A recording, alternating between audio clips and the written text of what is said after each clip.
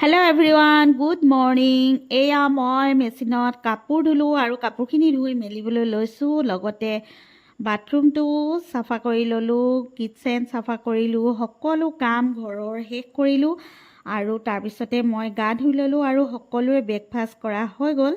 এইফালে বেটাই পঢ়ি আছে কিতাপ, যিহেতু তাৰ এক্সাম আছে।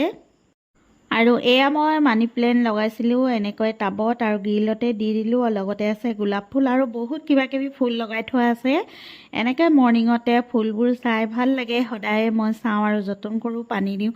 আৰু এনেকৈ ফুলৰ বাগিচা এখন সকলোৰে ঘৰত থাকিব লাগে। তেতিয়া ওলাই আহি আগফালে দেখিয়ে মনটো ভাল লাগি যায়। যিহেতু মাছৰ কাৰ্টুনত এয়া গোলাপ ফুল, লগতে ভোট জলকীয়া এজোপা ৰোৱা আছিল, ভোট জলকীয়াও লাগি আছে। আৰু এয়া চাওকচোন, বৰষুণ পাই ইমান ধুনীয়াকৈ ফুলিছে। আৰু লগতে মই এয়া ব্ৰেকফাষ্ট কৰিবলৈ ল'লোঁ, লগতে চাহ একাপো বনাই ল'লোঁ। এয়া হাজবেণ্ডো আহি পালেহি।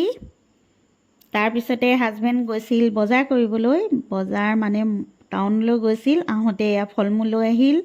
মাইনা পুৰা ফূৰ্তি। এফালে লিচু আৰু আনিছে তৰমুজ, লগতে আনিছে আম আৰু এয়া খাচী মাংস লৈ আহিছে।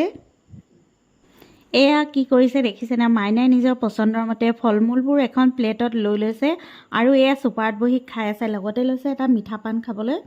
আৰু হাজবেণ্ড আহি পাওঁতে হৈ গ'ল লাঞ্চ টাইম।